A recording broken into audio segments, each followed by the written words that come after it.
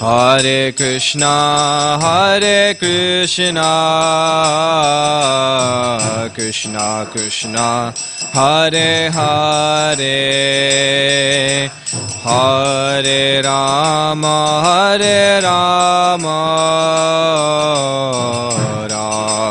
Rama, Hare Hare.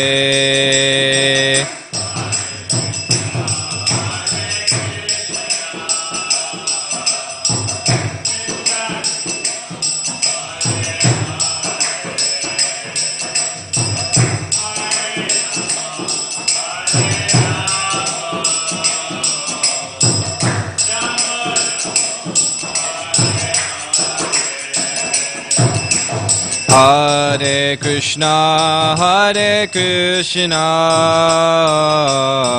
Krishna Krishna, Hare Hare, Hare Rama, Rama Rama, Hare Hare.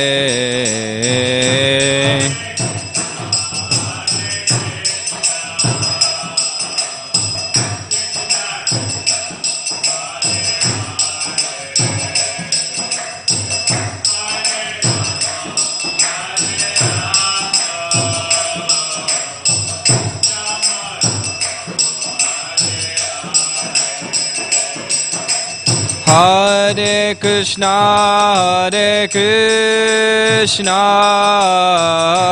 Krishna Krishna, Hare Hare, Hare Rama, Rama Rama, Hare Hare.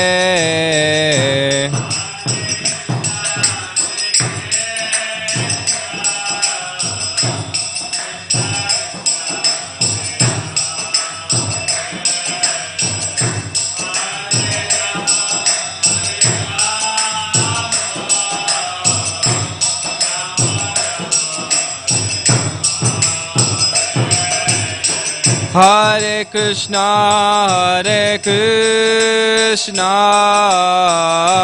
Krishna Krishna, Hare Hare, Hare Rama, Rama Rama, Hare Hare.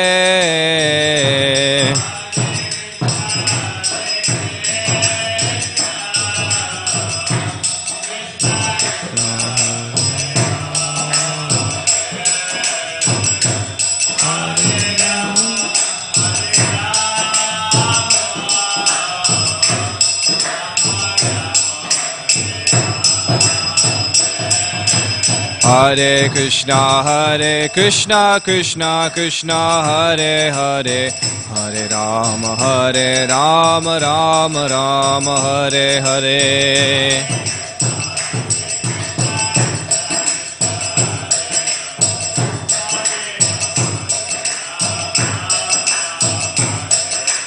Hare Krishna, Krishna Krishna, Hare Hare, Hare Rama, Rama Rama, Hare Hare.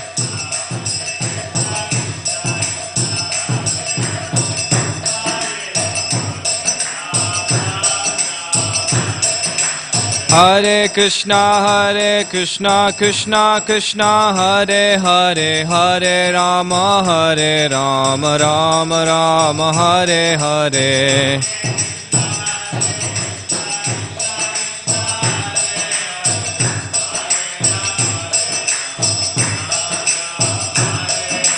Hare Krishna, Krishna Krishna, Hare Hare, Hare Rama, Rama Rama, Hare Hare.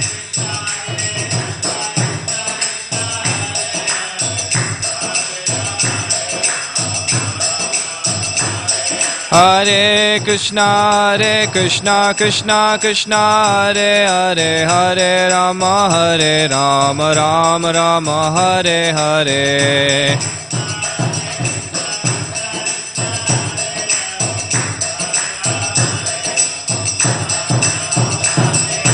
Hare Krishna,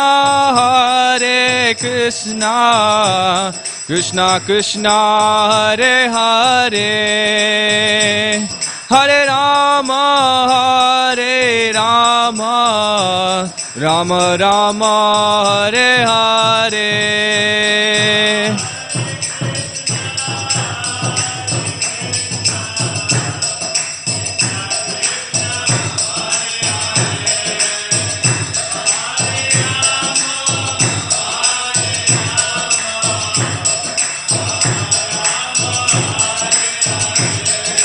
Hare Krishna, Krishna Krishna, Hare Hare, Hare Rama,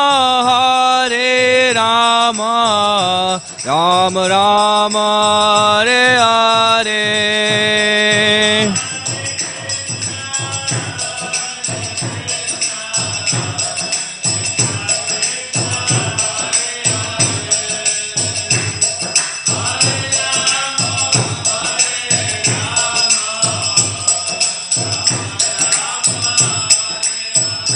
Jaya Radha Gopinath, Radha Gopinath Shri Radhe.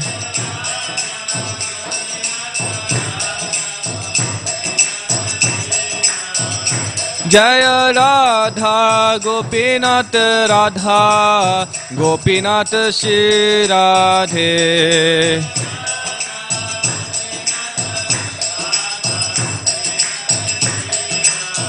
Jaya Jagannatha, Jaya Jagannatha, Jaya Balladeva, Jaya Subhadramai.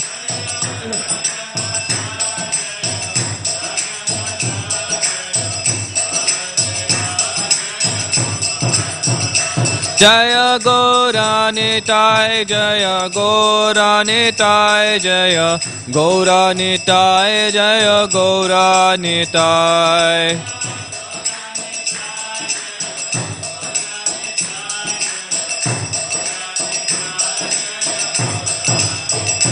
Jaya Jaya Prabhupada, Prabhupada, Prabhupada, Jaya Jaya Prabhupada.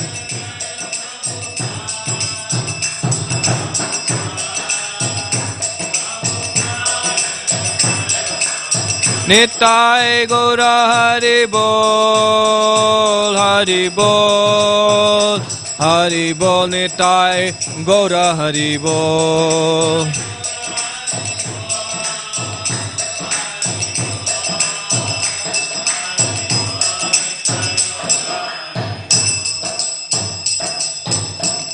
Jaya Vishnupad Paramahamsa Parivajikachaya Ashtathara Satashi Srimati Divine Grace Abhay Chanaravinda Bhaktivedanta Swami Maharaj Srila Prabhupada Ki Jai, Grantaraj Srimad Bhagavatam Ki Jai, Shri Shri Radha Gopinath Bhagavan Ki Jai, Jai Nitai Gaur Premanande.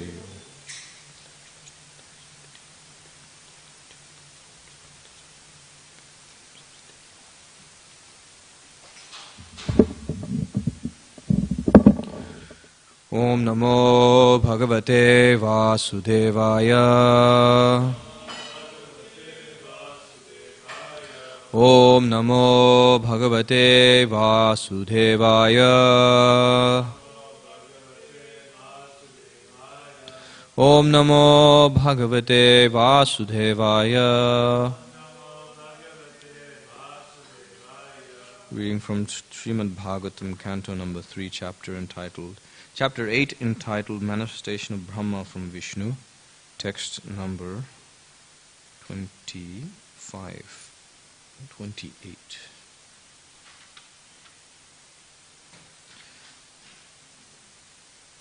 Kadamba Kinjal Kapisanga Vasasa,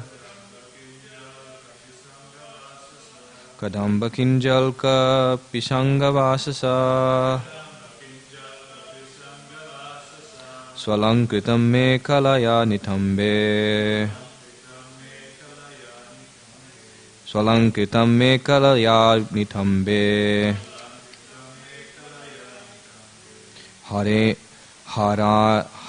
Harena chananta danena vatsa. Harena chananta danena vatsa. Shivatsa vakshastala vallabhena. Shivatsa vakshastala vallabhena. Kadamba kinjal kapisanga vasasa. Salankritam mekalaya nithambe. Harena chananta danena vatsa. Shivatsa vakshastala vallabhena. Kadamba kinjal kapisanga vasasa. Salankritam mekalaya nithambe. Harena chananta danena vatsa. Shivatsa vakshastala vallabhena.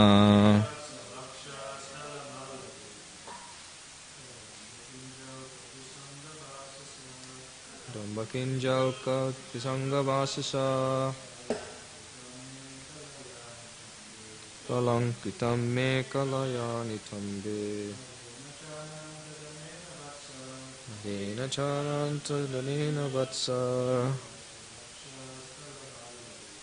Shivatsa vakshastala vallabhena.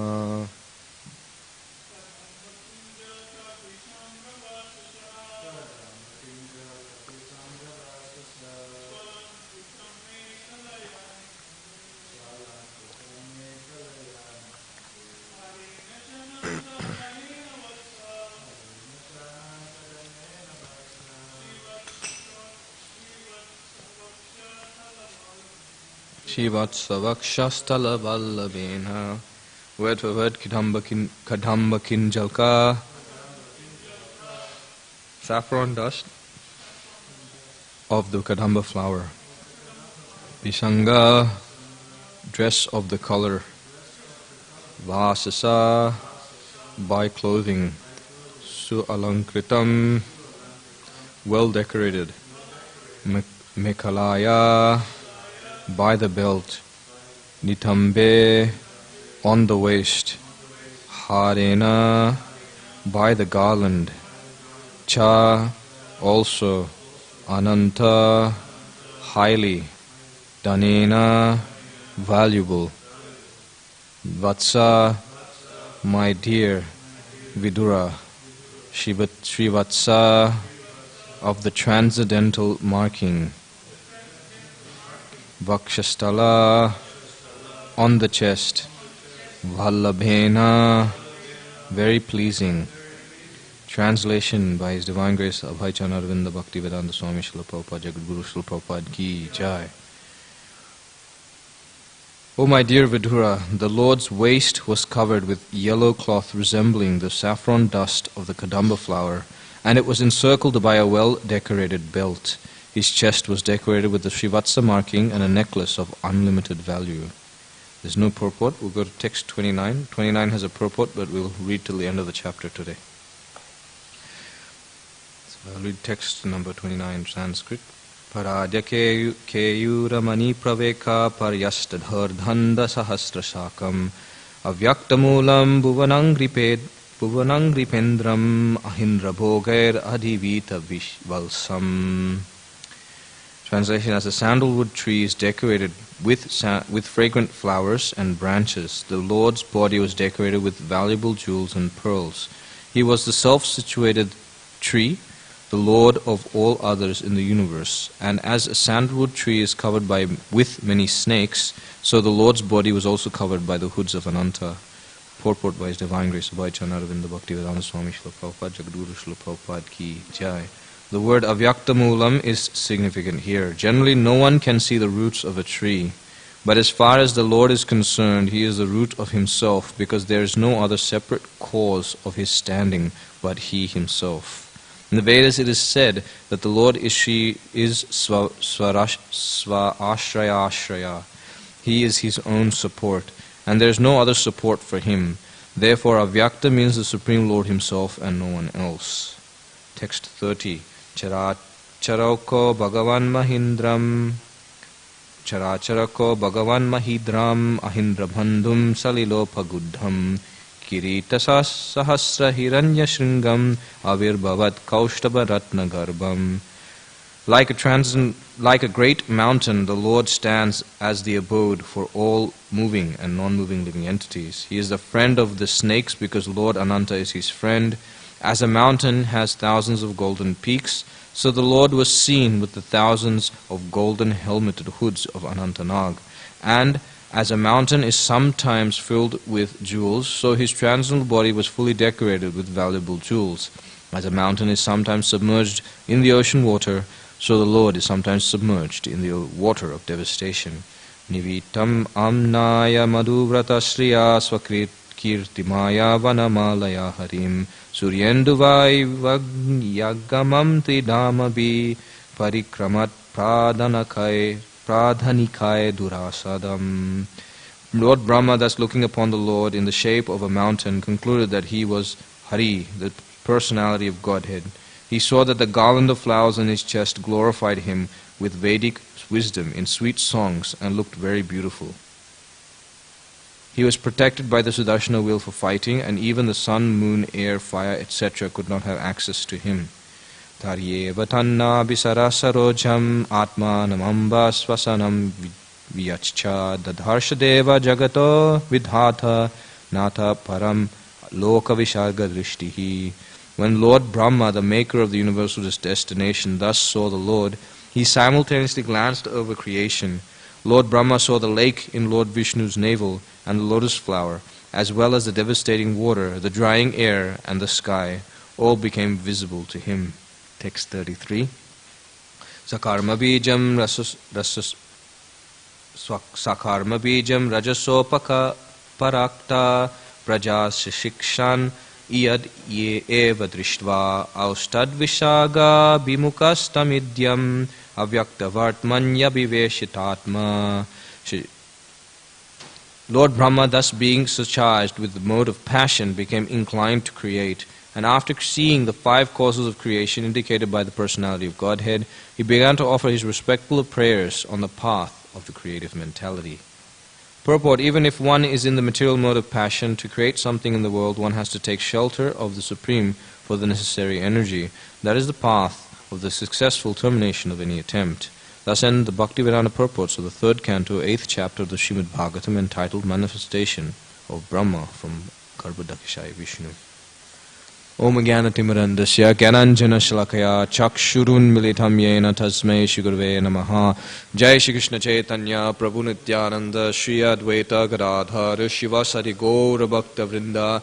Hare Krishna Krishna Krishna Hare Hare, Hare Rama Rama Rama Hare Hare, Hare Krishna Krishna Krishna Hare Hare, Hare Rama Rama Rama Hare Hare, Hare Krishna Krishna Krishna Hare Hare, Hare Rama Rama Rama Hare Hare.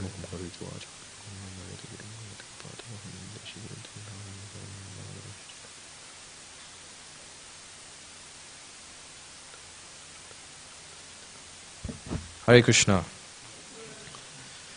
Okay, so this section of Srimad Bhagavatam, we're hearing about how Lord Brahma was manifested from Garbhodakashaya Vishnu. This last section of verses talks about the beautiful darshan of Garbhodakashaya Vishnu. And today's verse, text number 28, talked about the Lord's waist. So we went from his lotus feet all the way to his waist. And it talks about the cloths covering the lower part of his body and what color it was and how it was encircled by a belt. And his chest was decorated by Srivatsa and a necklace of unlimited value. And in this way we continued until the end of the chapter, talking about the darshan of the Lord, and then finally Lord Brahma's decision or realization of what he has to do, and his prayers will come in the next chapter. So in the purport to text 29, where it's mentioned how the Lord is the tree, the self-situated tree. Avyakta moolam bhuvanangripendram. that he is the self-situated universal tree. And it's mentioned here that he is the friend of all snakes, the friend of Ahindra or Lord Ananta. Avyakta Moolam is significant here. Generally, no one can see the roots of a tree. But as far as the Lord is concerned, he is the root of himself, because there is no other separate cause for his standing but he himself. In the Vedas, it is said that the Lord is Swa-ashraya Ashraya. He is his own support, and there is no other support for him. Therefore, Avyakta means the Supreme Lord himself and no one else. Now, Prabhupada is clarifying here, Avyakta, many unscrupulous, Prabhupada says, unscrupulous philosophers, scholars, so-called Vedantists will then clarify or try to cover the real meaning of this verse by saying Avyakta Moolam refers to the Supreme Brahman, the impersonal, all-pervading aspect of the Lord. But here Prabhupada is saying that no, yes, Krishna is the root, but this Avyakta doesn't refer to anything else but the Lord himself, Bhagavan, Shri Krishna. The Bhagavan aspect is in reference here. Avyakta Moolam Bhuvanangri Pendram. So Prabhupada here refers to the root Avyakta Moolam being significant because no one can see the roots of the tree. We often come across this verse, or rather this analogy Prabhupada gives, that just as one waters the root of the tree, or just as one feeds the stomach, naturally the branches, roots of the tree will be satisfied and all the limbs and other aspects of the body will be satisfied. Similarly, Prabhupada says, if you serve the Supreme Personality of Godhead, Shri Krishna, naturally everyone else will become satisfied and peaceful in the world. But the problem here is that how do you water the tree when you don't know where the root is? That's the biggest thing. Okay, so yeah, you water the root of the tree to get satisfied, but where is the root of the tree? Generally, no one can see the roots of a tree. So in other words, that Avyakta Moolam, Avyakta means unmanifest, and Moolam means the root. Prabhupada translates this according to this context. Sanskrit is self-situated. Self-situated tree. And Prabhupada says, no one can see the roots of the tree. So we should never take it for granted that somehow or other, by the mercy of Sri Chaitanya Mahaprabhu, Srila Prabhupada, it's very easy for us to see the root of the tree. It's very easy for us to see the lotus feet of Lord Krishna. But for those who how to say this? Everyone is unqualified in Kali Yuga, and it's not that how to say it? It's not that we should think that we were somehow other qualified to take up Krishna consciousness. The fact that we took birth in Kali Yuga means that we're very disqualified to take up devotional service. Actually, it's mentioned that in Kali Yuga, this aspect of devotional service should not even be present. That people should not even, technically should not even be able to understand the absolute truth, what to speak of the Vedanta. So, but by the mercy of Sri Chaitanya Mahaprabhu, that we are actually given access to the topmost of the spiritual world. That is the service of the lotus feet of the Lord in the mood of Madhurya Ras. But, of course, our mood is just simply servant of the servant of the servant of Sri Chaitanya Mahaprabhu. So we've been given this service, or this ability to be able to serve the Supreme Personality of Godhead by serving Srila Prabhupada. So naturally we can't see the root of the tree, just as Lord Brahma could not see the root of his existence, or the lotus flower. But only by the mercy of Sri Krishna or Garbhodakashai, Vishnu was he able to see. The main point here is that when Brahma was trying to search out for his absolute truth, the main point here is that one's personal endeavors are not sufficient for success.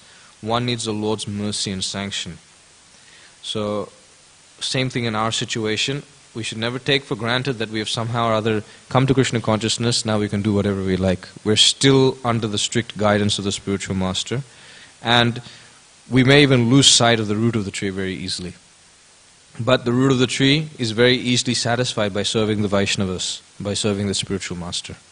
Serving the Vaishnavas pleases the Supreme Personality of Godhead even more than his personal service. Because it's mentioned by Lord Shiva to Parvati that Vishnu Aradhanam what is the verse? Aradhanam sarvesham Vishnu Aradhanam param Tasmat paratanam devi tadiyanam samarchanam. that of all worship, worship the Lord Vishnu is topmost. But even more than that is worshipping the Tadiya, the paraphernalia and the associates of the Supreme Personality of Godhead. So by worshipping them, Krishna is even more pleased. Therefore, when we come across in Srimad Bhagavatam, we hear about how the Lord's most pleased by seeing the worship of the Brahmanas.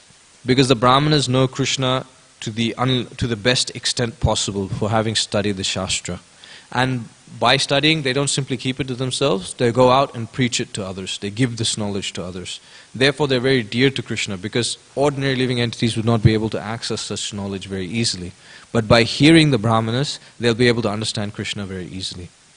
There's that often Prabhupada mentions, there's this very simple system in Indian villages in past, maybe even present now, that after a hard day work, they would come together and sit and they would hear from a learned person, a Brahmana, speak of Ramayana or Mahabharata. And they would sit there and listen, and when they would listen to that, they would spend most of their evening and into the night listening. They'd go home, take rest, and at night they would dream of these things, and next day morning they'd wake up really early, continue their duties in anticipation to continue hearing in the evening again. So in this way, even the people who were not able to grasp the Vedic knowledge very easily by studying them, by the mercy of the Brahmanas, they were able to absorb or accept this knowledge of the Srimad Bhagavatam or of the Vedanta, understanding Krishna as the Supreme Personality of Godhead. So such people who ordinarily don't have access, they get access by the mercy of the Brahmanas, therefore they are very dear to Krishna. In the same way, the devotees of the Lord are very dear to Krishna or to the Supreme Personality of Godhead, because they go out and they bring other living entities to come and worship Him. Because the Lord's purpose of material existence is not to shun the living entities away, rather to, out of His causeless mercy, He wants to allow the living entities to naturally, independently, out of their own free will, come back to Him.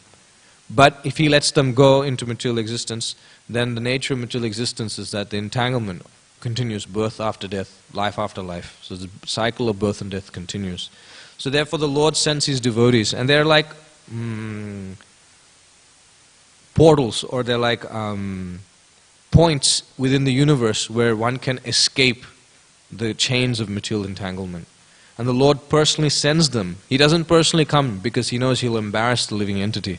So, He does personally come, but He also sends His associates. And His associates are so many that when they come in contact, the Lord personally doesn't come in the way of a living entity's independent free will, but the devotees do. Because the devotees have that potency. And therefore the devotees are considered to be even greater than the Lord in this sense. But they're greater than the Lord because the Lord has given them that sanction. So that is also needed to be remembered. So here, as far as the Lord is concerned, He is the root of Himself. Because there is no other separate cause of His standing but He Himself. In the Vedas it is said that the Lord is Swa-ashraya ashraya, His own support, and there is no other support for Him. Therefore Avyakta means the Supreme Lord Himself and no one else. And later on in this chapter, Prabhupada mentions in the last verse that after Lord Brahma sees the Supreme Personality of Godhead, then he starts seeing the 5 ingredients for creation present. And these 5 ingredients for creation present are the Lord's lotus navel, the lake or the water at His navel, in His navel, the lotus flower itself, the devastating water surrounding Him, the drying air, and the sky. So these are the 5 things Lord Brahma uses for creation, as mentioned in the next verse. Lord Brahma, being thus surcharged by the mode of passion, became inclined to create after seeing the 5 causes of creation indicated by the personality of Godhead. He began to offer his respectful prayers on the path of the creative mentality. So again, Prabhupada is mentioning this point of shelter. Even if one is in the material mode of passion to create something in this world or in the world, he has to take shelter of the Supreme for the necessary energy. That is a path of successful termination of any attempt. So when we perform any activity in devotional service, we must first seek the sanction of the Supreme Personality of Godhead. We must seek the mercy of the Supreme Personality of Godhead to carry it out. Because when we seek the mercy and the compassion of the Lord and the intelligence to carry it out, then we perform our prescribed duties for satisfying the Supreme Personality of Godhead. Even if we slip or trip and we somehow or other are unable to achieve the result of such activity, still the Supreme Personality of Godhead will give us the full credit. Because we have taken shelter of the Supreme Personality of Godhead, result is up to Him. Once you take shelter of the Supreme Personality of Godhead, the result is no longer up to you, it is up to Him. Your only purpose is to carry out the duty very carefully and very meticulously for the pleasure of the Lord. That's all. Whether the result comes or not, or doesn't come, after that belongs to the Supreme Personality of Godhead's prerogative. It's His prerogative or priority. He can give result, He cannot give result. It's up to Him.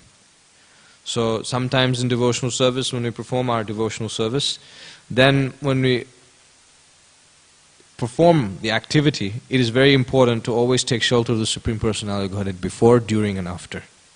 If not during and, of course, after will definitely happen, because we are very result conscious. Then when we perform the activity, then we pray to the Supreme Lord afterwards, that's okay. But we should always remember to pray to the Lord before we perform our activity. That, my dear Lord, I am performing this activity. Kindly allow me to always remember you and focus on this service for your pleasure, so that I may offer the result unto your lotus feet. And in this way, the devotee is always focused on the Supreme Personality of Godhead for shelter. Therefore, you see in Bhagavatam, there's always full of prayers. When you read Srimad Bhagavatam in the mood of reading stories, you'll be baffled and frustrated. Of course, stories are there, but majority of the portion of Bhagavatam is full of prayers and descriptions of the Lord. Why? Because the prayers of the devotees are very important. They help us understand the position of the Supreme Personality of Godhead, and they also help us understand the mood of the devotee, help us understand the necessity of taking shelter of the Supreme Personality of Godhead, which is the basic principle, Sarva Dharman Parityajya Mamekam Sharanam Vraja. It's the basic principle of devotional service, to take shelter of the Lord. So this understanding of Ashraya as one of the 10 topics of the Srimad Bhagavatam is coming out here prominently. Now, so that's one topic or one aspect of this particular section or chapter of Bhagavatam. But another aspect I wanted to focus on was that we've read very quickly through this section, but the beautiful darshan of the Lord is being given along with descriptive analogies or metaphors to help us understand or somehow or other comprehend a certain, at least a fragment or a fraction of that beauty. So I'm referring to Bhagavad Subodhini, and I just thought we go from 24 to 31. That's the section which talks about the darshan of the Supreme Personality of Godhead, Lord Garbhodakshayi Vishnu. And I wanted to go through each of the analogies and the comparisons given. So we're touching on 24 now. Here in 24 it's mentioned that the Lord's beauty, specifically His bodily luster, is mocking the coral mountain. His yellowish garments mock the beauty of the evening sky. The helmet bedecked with jewels mock the golden summit of a mountain, and the limbs with ornaments, tulsi and garlands mocks the mountain with waterfalls, herbs, etc. Now, I think it's in this verse, text 24. In the purport, Prabhupada talks about how the beauty of nature strikes one with wonder, but it's just simply a reflection of the Supreme Personality of Godhead. So when we see nature, as we've read in Bhagavad Gita, we can see the Supreme Personality of Godhead present there. But it's just simply His energy, a fragment of His energy. But it brings about remembrance of the Supreme Lord. In text 25 we see how His body is self-illuminated, well ornamented and unlimited in length and breadth, and it occupied the 3 planetary systems. If you actually read and try to absorb or try to contemplate or remember what you're reading or try to understand what you're reading, then it's quite inconceivable. Have you seen a body that's self-illuminating? Have you seen a body that's well ornamented and unlimited in length and breadth? No, we haven't seen such a thing before. But the Supreme Personality of Godhead is there. So when we try to understand what we're reading very carefully, we can actually go deeper into understanding the beauty of the Supreme Personality of Godhead, and in that way fix our mind and consciousness on His beauty. Then text 26 talks about how the Lord showed the lotus feet. So we're slowly taking darshan of the Lord. So He saw the Lord, and then He started to take darshans more specifically by seeing the lotus feet of the Lord. And what did He see in the lotus feet of the Lord? that lotus feet of the Lord, his toenails were like moons. Shri Shri Radha Gopinath Bhagavan ki jai. And they appeared like petals of a flower. And we heard recently from Bhava Prabhu, from Chaitanya Charitamrita, how the Lord, his whole body is like that of many moons. And his toenails are considered to be 10 moons. So here, splendorous moon-like toenails appeared like the petals of a flower. In another place, it's mentioned that the fragment or fraction of the reflection or emanation, or the luster, or the the reflection of the light from the Lord's lotus feet, just a fraction of that is able to illuminate the whole universe and more. And that fraction of the ruby-like toenails of the Supreme Personality of Godhead is able to give one shelter or freedom from sinful reaction. But it's mentioned here, he mercifully showed one lotus foot that awards all desired fruits of pure bhakti, free from jnana and karma. Then again, the Lord, so now Lord Brahma went immediately to the lotus feet of the Lord, and it's mentioned that the Lord acknowledges the service of his devotees with his smile, his beautiful smile, and vanquishes those distresses that the devotees experience. When you read in Srimad Bhagavatam, Prahlad Maharaj's prayers to Lord Nrsingadev, this is in 5th canto, and it's mentioned that the Lord, Om Namo Bhagavate Nrsinghaya, Namastejasa Tejase Avir Avirbha Vajjanaka Vajjadamshcha Karmashayan Randaya Randaya Tamagrasagasa Om Swaha Abhayam Abhayam Atmani Bhuyishtam Shrom. There it's mentioned, Prahlad Maharaj is saying, please appear within our hearts and drive away our ignorance, so that by your mercy we may become fearless in the struggle for material existence. Very interesting. How can pure devotees struggle in material existence? Right? So that we become fearless in the struggle for material existence. So Prahlad Maharaj is taking the position of a conditioned soul and praying to the Lord to kindly vanquish this distress and to also give fearlessness in performing one's spiritual activities. So here the Lord is mentioned here, by his smile vanquishes their distress. So material existence means that there's going to be difficulty. Prabhupada says in one place that disturbance means that it's not the natural condition. If you're disturbed, it means you're not in your natural position of existence. To remain undisturbed in material existence is a great endeavor, and it's the mercy of the Supreme Personality of Godhead. Because to be undisturbed in material existence means you need to understand yourself as Nitya Krishna Das, as a servant of Shri Shri Radha Gopinath Bhagavan. Shri Shri Radha Gopinath Bhagavan ki jai. So to remain undisturbed in material existence requires the mercy and the benediction of the Supreme Personality of Godhead. So to come to that natural position, we perform devotional service, and gradually we'll be able to become pure in our activity, pure in intention, pure in consciousness, so that our devotional service will become very, very pleasing to the Supreme Personality of Godhead. And this purity means no longer for one's senses, but the senses of Krishna. No longer for me, but everything for Krishna. So he's then describing the face was pleasing with a beautiful nose, eyebrows, and the rays from his lips and earrings. Read that verse actually. It's a very nice description of the Lord. The reflection of his face decorated with earrings was so pleasing because it dazzled with the rays from his lips and the beauty of his nose and eyebrows. You'd expect that the earrings were dazzling. The reflection of his face decorated with earrings was so pleasing because it dazzled with the rays from his lips. So it's mentioned that the Lord's body is the ornament of all ornaments. In fact, the ornaments pale in comparison to the beauty of the Lord's body. So this is the nature of Krishna's body, that the rays of his lips, they cause the earrings to dazzle. So his lips and his beauty of his nose and eyebrows. So now in 28, which we read today, his yellow cloth resembled the saffron dust of the Kadamba flower. The Kadamba flower is a yellow flower. In fact, I believe it's the Kadamba flower that when dried up, you can use that to produce colored water and colored dust, which they use in Holi in Vrindavan. Waist was encircled by a well-decorated belt. chest, Srivatsa, and an unlimitedly valuable necklace. So all these descriptions very nicely show that the Lord is a person. He has a waist, He has legs, He has chest, He has a face. He's the Supreme Personality of Godhead. Unfortunately, people, foolish persons, avajananti ma mudha manushim tanim ashitaha, they are unable to understand this pleasure the devotees get by seeing and talking about the features of the transcendental body of the Lord. And they negate or neglect to see this aspect, which is very unfortunate for them. Therefore, we must give them Srimad Bhagavatam. So if they take Srimad Bhagavatam, then they'll be able to relish also the personal features of the Lord. Now the Lord is compared to a sandal tree in text 29.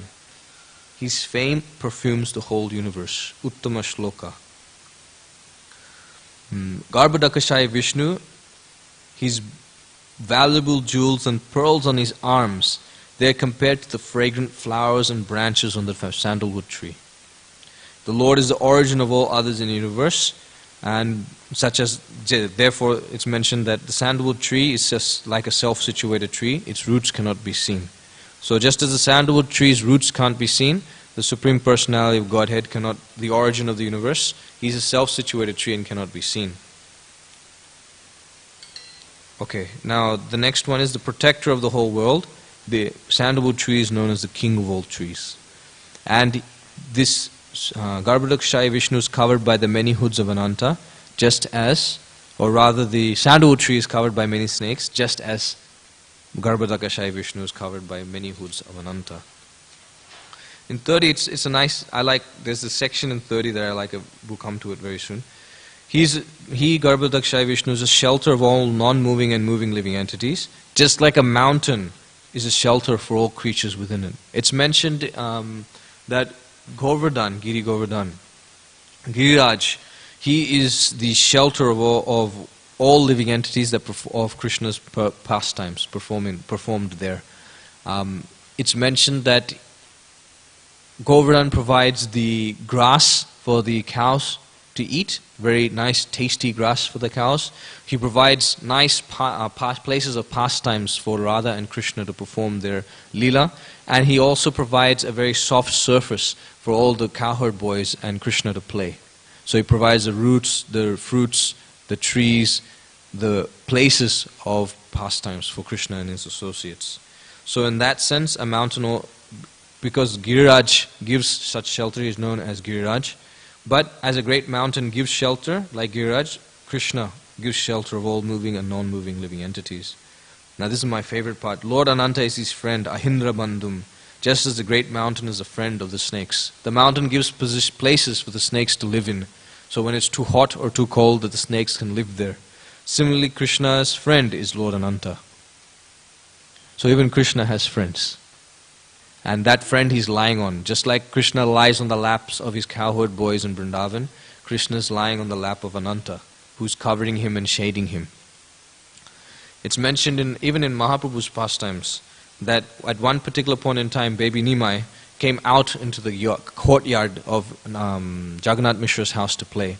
And Sachimata had let him go just for a second to take care of some household duties. And when Nimai came, immediately a snake appeared. And as soon as the snake appeared, Nimai immediately jumped on the snake and started to play with the snake. And as he was playing with the snake immediately coiled itself up and Nimai rested on the snake as if imitating the pastimes of Garbhodakashaya Vishnu and Lord Ananta. And as soon as he was playing with the snake in such a way, then immediately some people had immediately alerted Jagannath Mishra and Sachimata that your son is playing with the snake. And immediately they came out to chase away. And as Nimai was about to continue playing, the snake immediately saw what was happening and ran away. Immediately left Mahaprabhu's embrace and ran into the forest, or slithered into the forest. And it's mentioned that Mahaprabhu felt a bit dejected because he wanted to continue playing with that snake. So it's mentioned that it was an incarnation of Ananta that had appeared there, because he wanted to serve the Lord and give the Lord pleasure. Just as two friends play together, Nimai and this snake were playing together in the courtyard of Jagannath Mishra. So, Lord Ananta is his friend, just as the great mountain is the friend of the snakes. The 1,000-headed, golden helmeted hoods of Ananta is similar to the thousands of golden peaks on the great mountain. We have we have personally not come across golden peaks, but that doesn't mean it doesn't exist. Decorated with valuable jewels, similarly the great mountain is filled with valuable jewels. Sometimes submerged in the water of devastation, that's the Supreme Personality of Godhead, and so the great mountain is sometimes submerged in the ocean. So these are nice analogies and examples for us to remember. Like the other day, I was going in the car park, and I was thinking that this is a success for Srila Prabhupada. That I was going in the car park, and the trees there, they give some sort of round ball, which is full of their seeds. And when the round green ball becomes matured or ripened, it becomes a very nice golden brownish color. And it drops from the tree and falls on the ground, and then it breaks into many pieces. And if you're wearing Crocs, it stabs you in the foot. Because the whole purpose is that it should hook on to some living entity, so when they go from one place to another, it'll pollinate and germinate in some other place. But I was looking as I was walking to the book shed, I was seeing all of these small particles. And one portion there's some here, and another portion there's some there, and another portion there's some mixed together here. And in that way, it looked like little different islands all over the car park. And it reminded me immediately of how Vasudev tells Nanda Maharaj, or Nanda Maharaj tells Vasudev, one or the other way around, that living entities come together by the waves of time, waves of material existence, just as parts of trees and branches and pieces of wood come together, remember, during your initiation? Just as they come together due to the force of time, similarly, due to the waves of material existence, they disperse. So by looking at those things, I immediately remembered, oh yeah, there's this example there. So this is a success for Prabhupada, that an unfortunate living entity who has no intelligence and memory like me is able to remember something like that and connect it to Krishna, and connect it to what I'm reading in Srimad Bhagavatam. So in this way, all of these examples, analogies are good to memorize or good to remember. Because then when we come across such things in our sojourn in material existence, especially in this life, we can really remember, yeah, that's what happened in Srimad Bhagavatam. Yeah, that's the description of the Supreme Personality of Godhead. Or when we come before the Lord, then we can repeat it to Shri Radha Gopinath. And Radha Gopinath will feel pleased. Hearing their own glories, they'll feel pleased. But more so, they'll hear the glories coming from us, as our endeavor to come closer and closer to the Supreme Personality of Godhead. So in that way, we can give Srila Prabhupada even more pleasure. That we can give victory and success by trying to remember Srimad Bhagavatam, and throughout the day any remembrance then will also help us give Prabhupada victory, because it is by the mercy of Prabhupada that he's able to, like that's the example, right? Prabhupada's having big massive kirtan and suddenly Prabhupada starts laughing in the middle of the kirtan. All the devotees are a bit confused, but they continue the kirtan and they finish, and they ask, one devotee, secretary goes to Prabhupada, Prabhupada, why were you laughing? And Prabhupada was saying, oh, I was looking at Narad Muni, and Narad Muni was looking at all of you, and he was starting to laugh very loudly. And seeing him laugh, I was also laughing. And then he was saying, why was he laughing? Well, he was seeing all these mlechas and yavanas all chanting and dancing with great disabandon and full of love for Krishna. And how was it possible? In that sense, he was laughing. How is it possible that you mlechas and yavanas could take to devotional service? And seeing you chanting and dancing, he was laughing. So therefore, I was also laughing. So Prabhupada, it will give Prabhupada great pleasure if we also come to him and repeat whatever we know. So I thought it was good to go through this section and see the analogies and metaphors. And finally, we see 31. There's another interesting thing, that the Lord is glorified by Vedic hymns. When Garuda, Suparna, when he starts flapping his wings, it's mentioned that the hymns from the Rig and Samavedas are heard. One wing flaps the Rig Veda and the other one gives the Samaveda.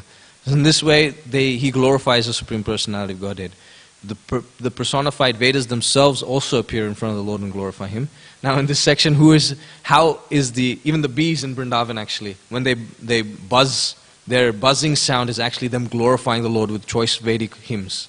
Even the birds chirping in Vrindavan, they're glorification of the Supreme Personality of Godhead, who are glorifying the Lord with Vedic hymns. And see, in this situation, who is glorifying the Supreme Personality of Godhead? It's mentioned the garlands on his chest are the ones that are giving this Vedic hymns. And his weapons and associates are also present there. He's being unapproachable by the demigods, and Brahma concluded that he is Lord Hari. Then finally, the last two verses of this section talk about how the Lord see the 5 factors of creation, the Lord's navel himself, devastating water, drying air, and the sky, the ingredients for creation. And therefore, being so charged with the mode of passion, Lord Brahma began to offer his respectful prayers on the path of creative mentality. So,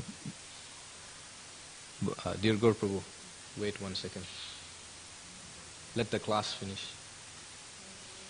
So here, the prayers by Lord Brahma will now continue after him being so charged by the mode of passion.